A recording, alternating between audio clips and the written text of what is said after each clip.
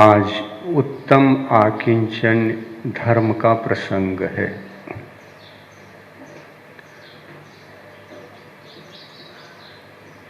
आकिंचन्य का तात्पर्य है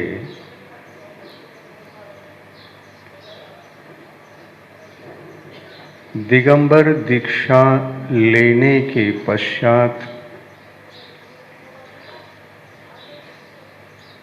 वह अंतरंग और बहिरंग परिग्रहों से पूर्णतः मुक्त हो जाता है आत्मा।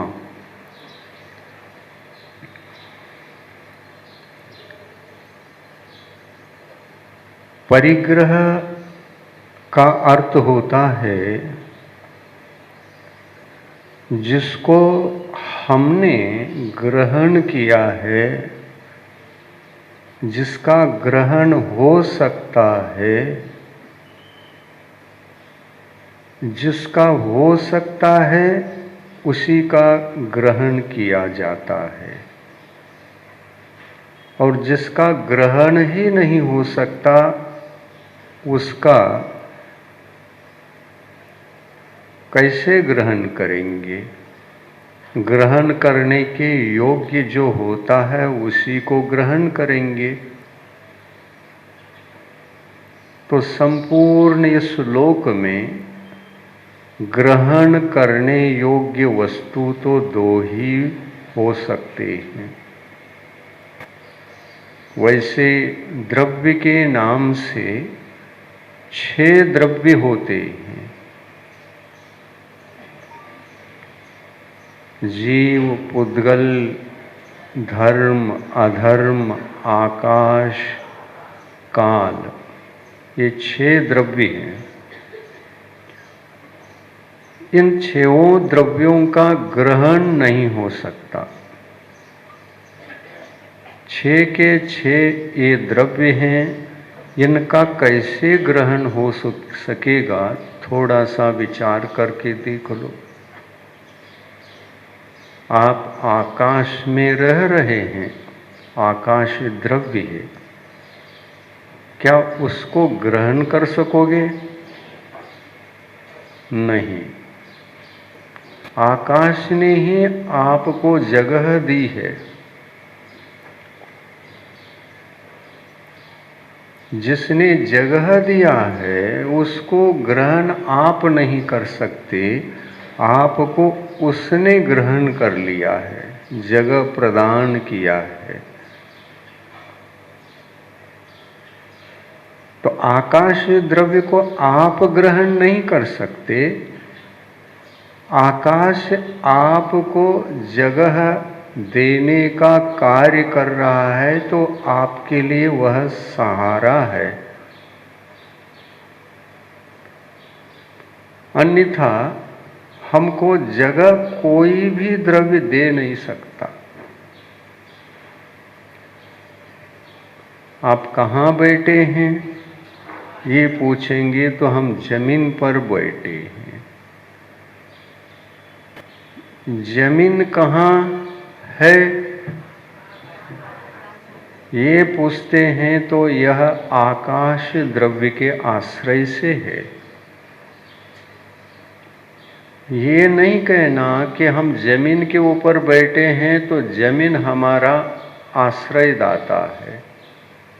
जमीन के लिए भी कोई एक आश्रयदाता अलग से है, वो है आकाश द्रव्य।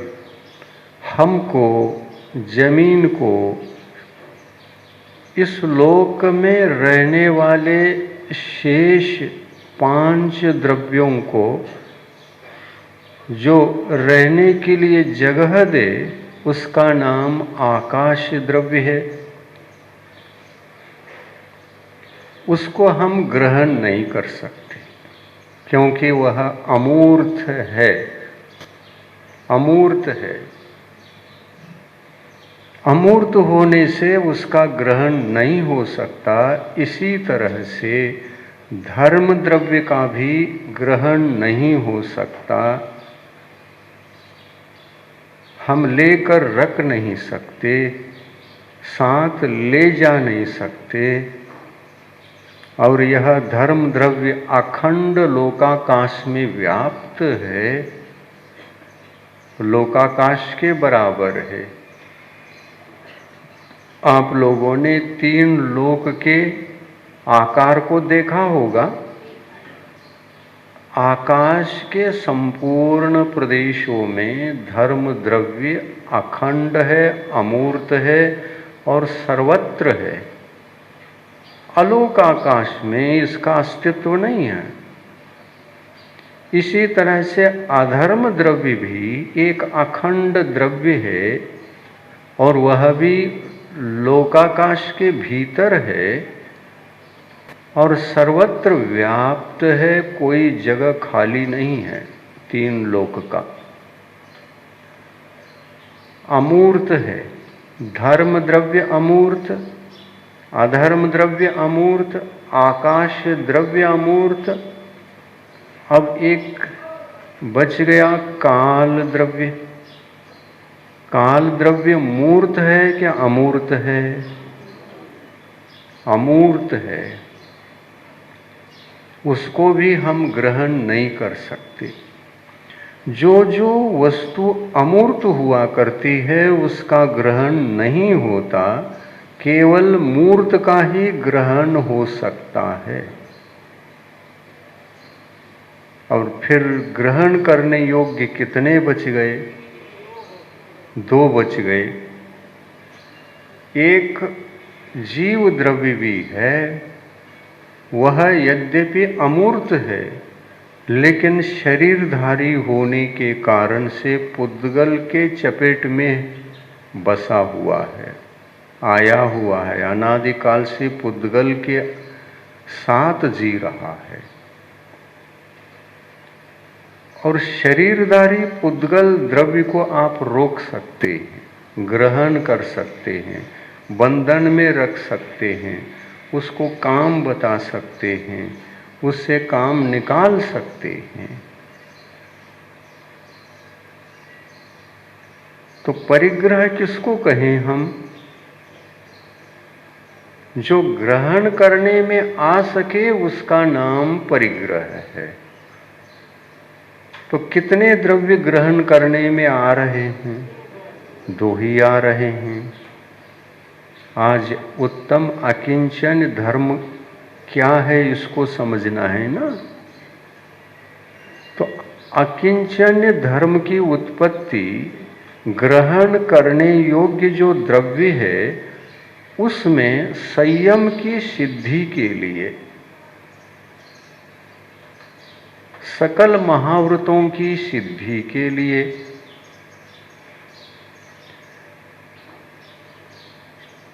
अहिंसा महाव्रत, सत्य महाव्रत, अचौर्य महाव्रत, ब्रह्मचर्य महाव्रत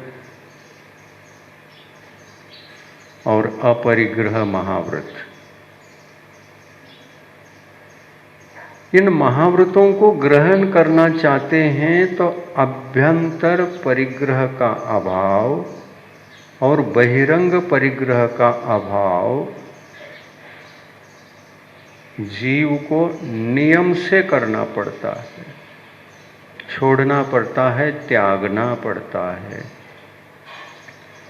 और एक दिगंबर मुनि कैसे होते हैं? वो वस्तु को कहाँ त्यागते हैं? देखो, नहीं त्याग पाते, फिर भी अपरिग्रह महाव्रती है। वस्तु है, ग्रहण कर चुके हैं, क्या क्या है देखो तो सही। मुनि महाराज हैं तो क्या त्यागा है और क्या रखा है, इसको भी सोचना पड़ेगा, समझना पड़ेगा। त्यागने के लिए तो भगवान कहते हैं 10 वस्तुओं को त्यागो, और वो 10 वस्तु बहिरंग परिग्रह के रूप में हुआ करते हैं। ये 10 के प्रति ही रागादि भाव होते हैं। 10 को छोड़कर और किसी के प्रति हम रागादि भाव करें, संभव ही नहीं है। रागादि भाव होता है, आत्मा को रागादि भाव होता है तो केवल दो वस्तु के प्रति होता है, एक चेतन और एक अचेतन। कभी आपको धर्म द्रव्य से राग द्वेष करना पड़ा है? अधर्म द्रव्य से नहीं, काल द्रव्य से, आकाश द्रव्य से, ये क्यों नहीं कर पाए राग द्वेष इनके साथ अपन? पुद्गल के साथ किया है, जीव के साथ किया है, शेष चार द्रव्यों के साथ हमारा कोई राग द्वेष नहीं हुआ है। क्या कारण है? प्रथम तो वो दिखते ही नहीं है। कैसे झगड़े उनके साथ राग द्वेष करे, कैसे ढकेल दे, रखे, ग्रहण करे, बंधन में रखे उनको।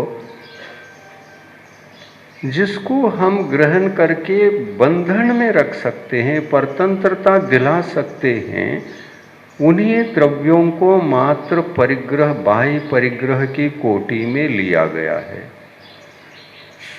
10 परिग्रह को जरा विचार करके देख लो, उसमें कौन कौन से आते हैं और कितने द्रव्य हो जाते हैं। अगर धर्म द्रव्य से राग द्वेष आदि होता तो उसको भी परिग्रह की कोटि में रख लेते, और परिग्रह की संख्या फिर तो 4 और बढ़ गए, ये 10 हो गए जीव और पुद्गल की अपेक्षा से, और 4 और मिला लो 14 हो जाएंगे। अंतरंग परिग्रह भी 14 और बहिरंग परिग्रह भी 14 हो जाएंगे। तो क्या भगवान ने ऐसा कहा है क्या 14 प्रकार के बाह्य परिग्रह होते हैं? क्यों नहीं कहा? तो इसलिए नहीं कहा जिसके निमित्त से आत्मा में रागादि भाव उत्पन्न हो, वे वस्तु ही केवल परिग्रह की कोटि में आते हैं। नहीं तो धर्म द्रव्य से, अधर्म द्रव्य से राग द्वेष होता है तो उनको भी परिग्रह के रूप में कह देते। ये परिग्रह 10 नहीं, 6 द्रव्य सभी परिग्रह है, और पुद्गल द्रव्य में विविधता है। क्षेत्र, वास्तु, हिरण्य, सुवर्ण, धन, धान्य, ये सब हो गए। अब कौन से बच गए? दासी, दास, ये तो जीव द्रव्य हैं। दासी भी जीव और दास भी जीव। दासी, दास, कुप्य वस्त्र, कुप्य ने वस्त्र, ये कौन सा जीव द्रव्य है क्या? आजीव द्रव्य। आजीव मतलब पुद्गल, पुद्गल द्रव्य है। आजीव कहने से वो चारों का भी ग्रहण होता है। आजीव मत कहो, अचेतन पुद्गल द्रव्य कहो। ये अचेतन पुद्गल द्रव्य है। दासी, दास, और किस किस को और ग्रहण करता है जीवात्मा? दासी दास का मतलब ये समझना, ये नहीं समझना कि हम जो अपनी सेवा के लिए नौकरों को रखते हैं पेमेंट दे करके, दासी पेमेंट दे करके नौकर को रखते हैं, नौकरानी को रखते हैं, तो वो दासी दास कहलाते हैं। तो क्या आप अपने पुत्र को, पति को, पत्नी को, सास को, बहू को अपना नहीं समझते?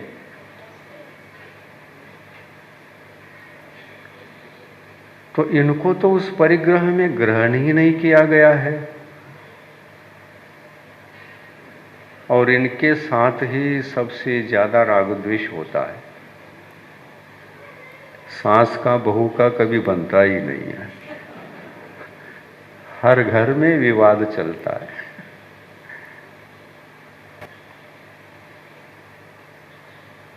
तो इनको छोड़ा या किसी न किसी में शामिल किया है।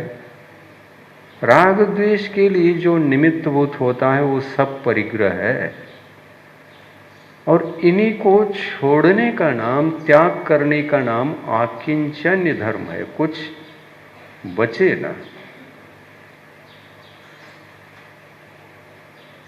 पुद्गल द्रव्य कुछ भी न बचे। जिस पुद्गल द्रव्य से रागादि भाव उत्पन्न हो वह हमारे लिए इंद्रिय विषय है, वो न बचे। और जो इंद्रिय विषय नहीं होता, ऐसे पुद्गल द्रव्य को परिग्रह की कोटि में नहीं रखा गया है। हिंसा परमो धर्म की